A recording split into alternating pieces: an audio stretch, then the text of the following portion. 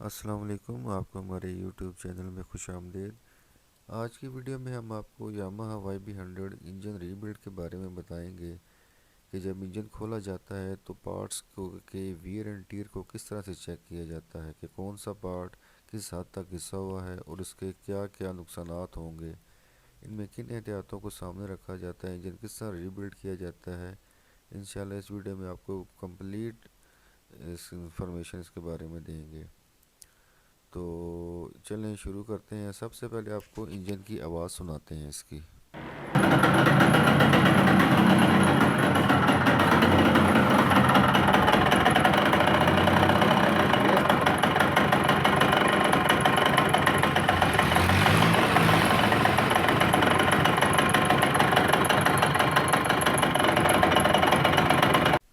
ابھی ہم اس کو انجن کو کھولنا سٹارٹ کرتے ہیں۔ سب سے پہلے ہم انجن کو نیچے اتاریں گے، میگنیٹ اتاریں گے، اس کا کوئلیں وغیرہ اتاریں گے، سارا کچھ کاربیریٹر وغیرہ، اور اس طرح یہ انجن ہمارا نیچے اتر جائے گا۔ بیسیکلی اس میں فالٹ کیا تھا، یہ دیکھیں کہ یہ ٹاپے میں جو آئل ہے یہ ایک ایک قطرہ کر کے آ رہا ہے، بہت سلو، اور یہ باٹل بھرنے میں اس کو تقریباً 3 گھنٹے لگے، اسی وجہ سے اس کا کنیکٹنگ راڈ آواز کر گیا۔ اب ہم اس کو کھولنا سٹارٹ کرتے ہیں۔ پہلے ہم ہیڈ اتاریں گے، سلنڈر اتاریں گے، انجن کے سائڈ کے کلچ والی سائڈ کا جو ٹاپا ہے سارے بولٹ کھولیں گے۔ بیسیکلی یہ چیز اس لیے شارٹ کی ہے کیونکہ یہ کوئی اتنی امپورٹنٹ چیز نہیں ہوتی کہ انجن کھولا کیسے جاتا ہے۔ جو نٹ بولٹ سامنے آتا ہے کھول لیجیے، انجن کھل جائے گا، اس میں کوئی استادی فنکاری نہیں ہوتی۔ فی الحال دیکھیں سامنے ہم اس کے سارے سکریو کھولیں گے، یہ کلچ باکس کھل جائے گا۔ اس کے بعد ہم یہ اس کی پرائمری ڈرائیو گیئر جس کو کلچ کی چھوٹی کراریاں کہتے ہیں وہ اتاری، یہ ہم نے کیک کا جو اسپنڈل ہے وہ اتار لیا۔ یہاں سے کٹر نکالیں گے تب جا کے آپ کی یہ گیئر سلیکٹر شافٹ اترے گی۔ اس کے بعد ہم نے اس کا یہ کنیکٹنگ راڈ کی سائڈ بائی سائڈ پلے کی سروس لمٹ 2 mm ہونی چاہیے میکسیمم۔ یہ ہم نے سیکشن پلیٹ وغیرہ سیکشن کھولا، یہ دوسری سائڈ کے بھی ہم نے اس کے اتارے بورڈ، اور یہ انجن کھل گیا سارا۔ یہ ہم نے اس کا چیک کیا ہے، اس کے بیرنگ بھی کہہ لیں کہ اس میں اٹک رہے ہیں، یہ بھی ہم ریپلیس کریں گے۔ یہ جو گیئر گچھا ہوتا ہے جس کو کہا جاتا ہے ٹرانسمیشن، اس کی اتار دیں گے۔ یہ کرینک پولر ہوتا ہے، اس طریقے سے جب کرینک کو نکالا جاتا ہے تو آپ کی کرینک شافٹ ڈیمیج نہیں ہوتی۔ اچھا اب آپ یہ دیکھیں کہ آپ کو یہ سامنے کاربن نظر آ رہا ہے، ہم اس کو صاف کریں گے۔ اس کے کئی میتھڈ ہیں، یہ ایک انجیکٹر کلینر جس کو آپ کاربوریٹر کلینر بھی کہتے ہیں، اس سے صاف کر کے دکھائیں گے، اور آپ دیکھیں گے کہ بہت اچھے طریقے سے صاف ہوا ہے۔ پیٹرول سے یہ چیزیں صاف نہیں ہوتی۔ انجن ہم نے سارا کھول لیا ہے کیونکہ اتنی زیادہ امپورٹنٹ چیزیں نہیں تھیں کہ اس کو ہم نے زیادہ پھر سارا کٹ کر دیا بیچ میں سے۔ آپ نے انجن کے پلوں کو واقعی جتنے پارٹس ہیں اس کو اچھی طرح صاف کر لینا ہے۔ اس کے بعد پھر ہم اس کی کریں گے انسپیکشن، اور دیکھیں گے کہ ویئر اینڈ ٹیئر کس طریقے سے چیک کیا جاتا ہے۔ باقی ہم نے جتنے بھی انجن کے پارٹس تھے ان کو ہم نے پیٹرول سے دھو کے صاف کر لیا تھا، لیکن یہ ایریا پیٹرول سے صاف نہیں ہوتا اتنی آسانی سے، تو رب کرنے سے اس سے سینڈ پیپر سے خراب ہو سکتے ہیں، اس لیے ہم اس کو کاربوریٹر کلینر جو ہے اس لیکوڈ سے ہم اس کو اچھی طرح سے صاف کر لیا ہے۔ یہ ہو چکا۔ اب ہم کرتے ہیں اس کی گیئر ڈرم شفٹر کی انسپیکشن۔ یہ فنگر میں پن ہے، اس کو آپ غور سے دیکھیں، یہ اب دیکھیں کتنی ایکسیسو پلے ہے اس میں، یہ نہیں ہونی چاہیے، یہ اس کا ایک فالٹ ہے۔ یہ پلے اتنی نہیں ہونی چاہیے، اس سے کیا ہوتا ہے کہ گیئر آپ کے آسانی سے نہیں لگتے، نکلنے میں بھی پرابلم اور لگانے میں بھی پرابلم۔ اب جب یہ دیکھیں فنگر آگے پیچھے ہو رہی ہے لیکن وہ شفٹنگ میں یہ پرابلم کرے گی، کیونکہ یہ پن میں اتنا زیادہ ایکسیسو پلے آ چکا ہے کہ گیئر لیور جب آپ پریس کریں گے تو کچھ اس کی جو موومنٹ ہے وہ ضائع ہو جاتی ہے اس سے۔ اب ہم یہ جو بڑی فنگر ہے اس کو چیک کرتے ہیں، اس میں دیکھیں بہت کم پلے ہے اس کی پن میں، یہ ایکسیپٹیبل ہے، یہ چل جائے گی، لیکن یہ جو ہے یہ نہیں چل سکتی۔ ابھی ہم اس کی پنیں نکال کے آپ کو دکھاتے ہیں، یہ ہم نے دونوں پنیں نکال لی ہیں، اب یہ جو اس کی اسٹیل کی پنس ہیں یہ نکالیں گے، اور یہ فنگر آپ کی باہر آ جائے گی، یہ بڑی فنگر تھی اور اب یہ چھوٹی فنگر ہے۔ ایک چیز ذہن میں رکھیے گا کہ اس ماڈل میں زیادہ جو گھساؤ ہوتا ہے وہ چھوٹی فنگر کا ہی ہوتا ہے۔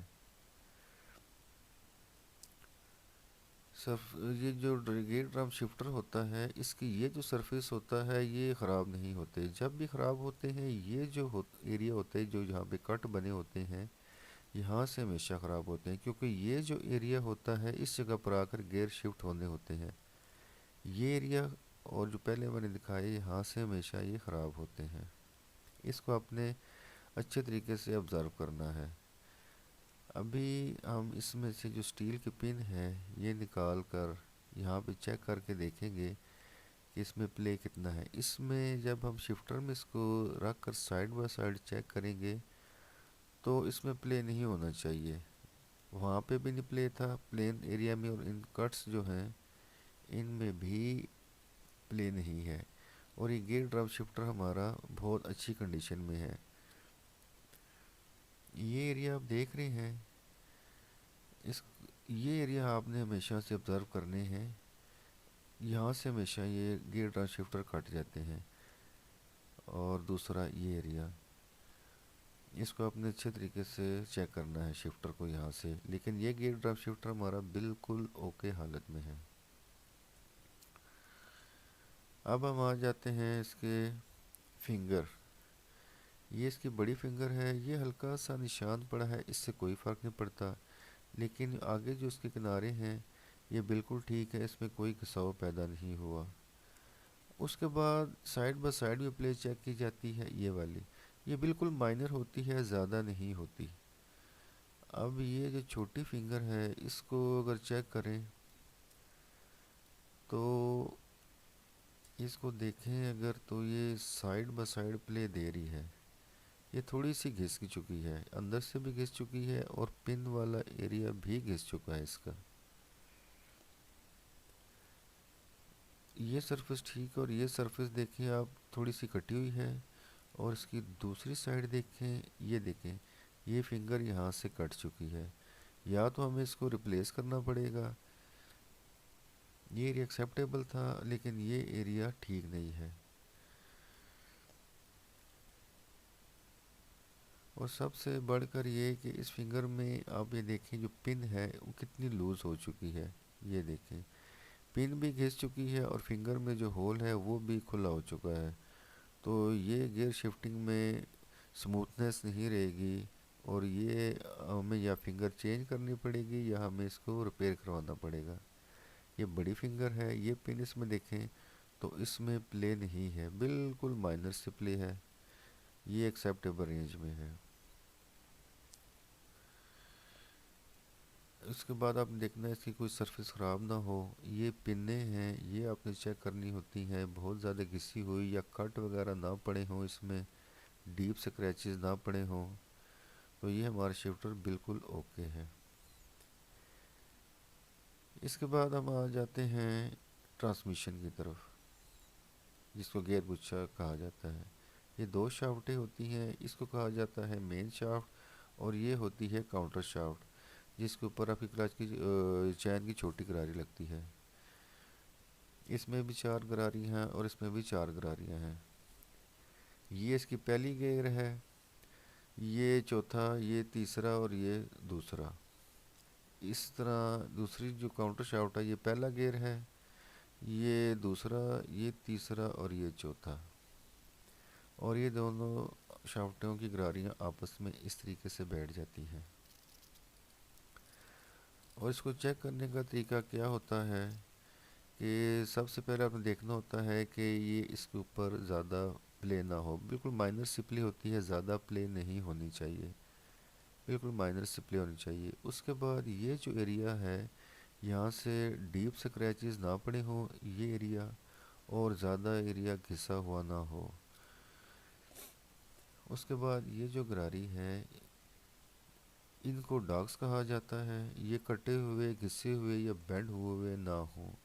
اسی طرح دوسری طرف سے بھی یہ ڈاگ بنے ہوتے ہیں، ان کو بھی بہت زیادہ گھسا نہیں ہونا چاہیے، نہ ٹیڑھے ہوں اور نہ ہی کٹے ہوئے ہوں۔ اسی طرح یہ ڈاگ اس میں جا کے پھنستے ہیں، اور یہ ایریا بھی دیکھنا ہے کہ بہت زیادہ گھسا ہوا نہ ہو۔ اس طریقے سے ان کو ہم چیک کریں گے۔ اس کے بعد جو بڑی فنگر ہوتی ہے وہ اس فنگر میں آتی ہے، یہ یہاں پر آ کے فکس ہوتی ہے، اس میں بہت زیادہ پلے نہیں ہونا چاہیے۔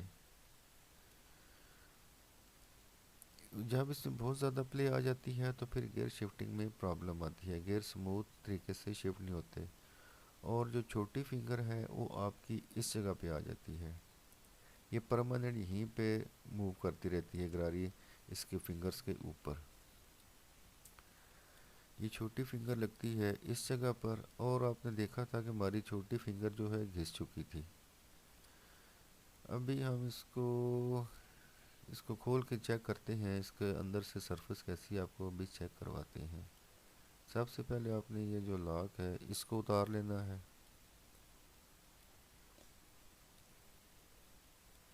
یہ یہ ایریا دیکھیں، یہ گھسا ہوا نہیں ہونا چاہیے اندر سے ایریا، اس میں بہت زیادہ پلے تو نہیں آ گئی، یہ چیک کرنی ہے آپ نے۔ اس کے بعد یہ ڈاگز چیک کرنے ہیں، ٹوٹے ہوئے، گھسے ہوئے یا بینڈ ہوئے ہوئے یا بہت ڈیپ سکریچز نہ ہوں، کریک وغیرہ نہیں ہونے چاہیے۔ اگر یہ ایریا اگر آپ دیکھیں جہاں پر ہماری یہ چھوٹی فنگر چلتی رہی ہے اس ایریا میں، تو یہ یہاں پہ اس کی سرفیس گراری کی خراب ہو چکی ہے، اور فنگر کی بھی۔ یہ ایریا دیکھیں کٹا ہوا ہے، اور یہ ایریا بھی فنگر کا کٹا ہوا ہے، اس کو دیکھیں یہ کٹ چکی ہے، ایک سائڈ ٹھیک ہے اور یہاں سے کٹی ہوئی ہے۔ یہ چلتی ہے اس جگہ پر، جس کی وجہ سے یہ ایریا جس کا خراب ہو چکا ہے، یہ گہرے گہرے اس میں سکریچز پڑ چکے ہیں۔ اگر ہم یہ چینج نہیں کریں گے تو فنگر اب نئی بھی لگا دیں گے تو یہ جو گراری ہے اس فنگر کو دوبارہ سے خراب کر دے گی۔ ایک سائڈ صاف ہے اور یہ سائڈ خراب ہے اس کی، یہ دیکھیں آپ کو سکریچز امید ہے نظر آ رہے ہوں گے اس کے، یہ دیکھیں یہ کٹی ہوئی ہے یہاں پہ، یہ اصولاً ہمیں چینج کرنی پڑے گی۔ اس کے بعد یہ ڈاگز دیکھے جاتے ہیں جو اس گراری کے اندر پھنستے ہیں، یہ بھی اسی طرح بینڈ نہ ہوں، بہت زیادہ گھسے نہ ہوں، کریک وغیرہ نہ ہوں،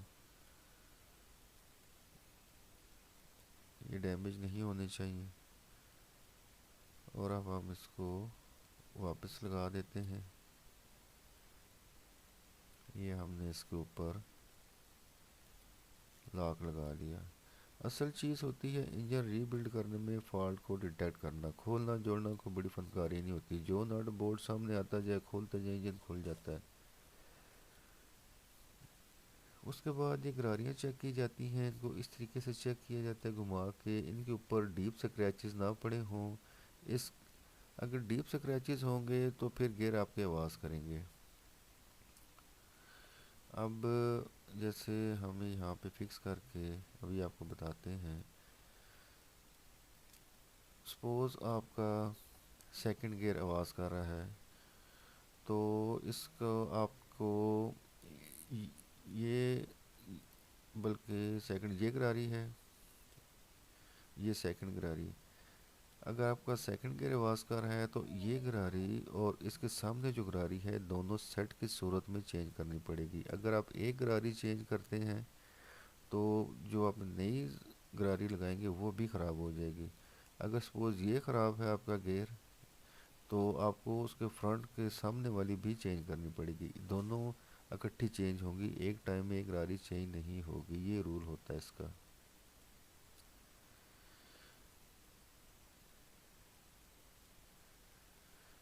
اچھا اس یہاں پہ کوئی واشر نہیں ہوتی، یہ جو کاؤنٹر شافٹ ہے اس سائڈ پہ صرف ایک واشر ہوتی ہے، ادھر کوئی واشر نہیں ہوگی اور اس سائڈ پہ بھی کوئی واشر نہیں ہوگی۔ اور یہ لگتا کیسے ہے جی، بالکل اس طریقے سے سب گاڑیاں آمنے سامنے آ جائیں گی، یہ آپ کا شفٹر ہے، بڑی فنگر آپ کی کاؤنٹر میں اور چھوٹی فنگر آپ کی مین شافٹ میں آ جائے گی۔ یہ ہوتا ہے اس کا فکس کرنے کا میتھڈ۔ جب آپ گیئر ڈرم شفٹر ہمارا موو ہوتا ہے تو یہ دیکھیں گراریاں اوپر نیچے موو کریں گی اور ہمارے گیئر شفٹ ہوں گے اس طریقے سے. اور اور یہ تھا گیئر ٹرانسمیشن چیک کرنے کا طریقہ. اور ہمیں صرف اس کی یہ جو گراری ہے جہاں پہ چھوٹی فنگر چلتی ہے اب ہمیں صرف یہی چینج کرنی ہے اس میں، باقی یہ بالکل اوکے ہے. ابھی یہ دیکھیں یہ جو سیکشن پلہ جس کو کہتے ہیں کرینک کیس، اگر آپ اس کو غور سے دیکھیں یہ تھوڑا سا گھسا، بظاہر یہ تھوڑا سا گھسا ہوا ہے، یہ اتنا زیادہ نہیں گھسا ہوا، مائنر سا گھسا ہوا ہے. دیکھنے میں تو ایسا فیل ہوتا ہے کہ یہ ایکسیپٹیبل ہے، چل جائے گا، کوئی ٹینشن نہیں ہے. لیکن اگر آپ اس کا ڈیپ انالیسس کریں تو آپ کو اس میں بہت زیادہ فالٹ نظر آئیں گے، جو کہ آپ کو بھی ہم چیک کر کے دکھاتے ہیں. یہ دیکھیں اگر آپ کہ یہ والا ایریا دیکھیں، یہ آگے والا یہاں پہ گیپ زیادہ ہے، یہ زیادہ گھسا ہوا ہے، یہ ایریا کم گھسا ہے. اسی طرح یہ ایریا کم گھسا ہوا ہے اور یہ ایریا زیادہ گھسا ہوا ہے. ابھی میں اس کو تھوڑا سا زوم کرنے کی کوشش کرتا ہوں، تھوڑا سا قریب کرتے ہیں اس کو تاکہ آپ کو آسانی سے نظر آ سکے. یہ دیکھیں یہ یہ ایریا کم گھسا ہے اور یہ ایریا ڈاؤن ہو چکا ہے. اب دیکھا جائے تو یہ بہت بڑا فالٹ ہے اس میں. اب جیسے میں یہاں پہ یہ دیکھیں یہ اسکرو ڈرائیور لاتا ہوں، یہ دیکھیں اٹک رہا ہے یہاں پہ، اس کی دو لیئرز بن چکی ہیں، یہ دو لیئرز بن چکی ہیں. اس کی کئی وجوہات ہو سکتی ہیں. عام طور پر یہ ہوتا ہے کہ جب کنیکٹنگ راڈ آپ کا چینج کیا جاتا ہے تو جب کرینک شافٹ 100% الائن نہیں ہوتی تو آپ کی جو روٹری وال ڈسک ہے وہ بالکل ایک ڈائریکشن میں نہیں چلتی، تھوڑا سا اس میں خم ہوتا ہے، جس کی وجہ سے کسی جگہ سے آپ کا جو کرینک کیس والا ایریا زیادہ گھس جاتا ہے اور کسی جگہ سے کم گھس جاتا ہے. کئی دفعہ فارن آبجیکٹ جیسے کوئی ڈسٹ وغیرہ یا ایسے کچرا وغیرہ آ جاتا ہے تو وہ بیچ میں اس کی سرفس کو خراب کر دیتا ہے. جو لوگ ایئر فلٹر میں سوراخ کرتے ہیں یا بغیر ایئر فلٹر چلاتے ہیں وہ ان کا یہ پلہ زیادہ ڈیمیج ہو جاتا ہے. اب جو یہ سیکشن پلہ ہے یہ اس کا تو اصل طریقہ تو یہ ہے کہ اس کو ریپلیس کیا جائے. اگر ریپلیس نہیں تو اس کو کسی ایکسپرٹ خرادی سے اس کو ٹول لگوایا جائے. تو کیونکہ ابھی ہم اس کا صرف یہ ٹول لگوائیں گے کیونکہ یہ بہت ایکسپینسو ہے. تو یہ دیکھیں ہم نے اس کو ٹول لگوایا ہے اور بہت ہی ایکسپرٹ بندہ تھا جس نے اس کو ٹول لگوایا ہے. رزلٹ آپ کے سامنے ہے، آپ یہ دیکھیں. بیسیکلی یہ ویڈیو بہت زیادہ لمبی تھی، اس وجہ سے اس کو چھوٹے چھوٹے پارٹس میں کیا ہے، دو یا تین پارٹس بنیں گے کم از کم. نیکسٹ پارٹ میں انشاءاللہ پورے انجن کو کیسے احتیاط کے ساتھ ری بلڈ کیا جاتا ہے وہ بتائیں گے. تب تک کے لیے اللہ حافظ.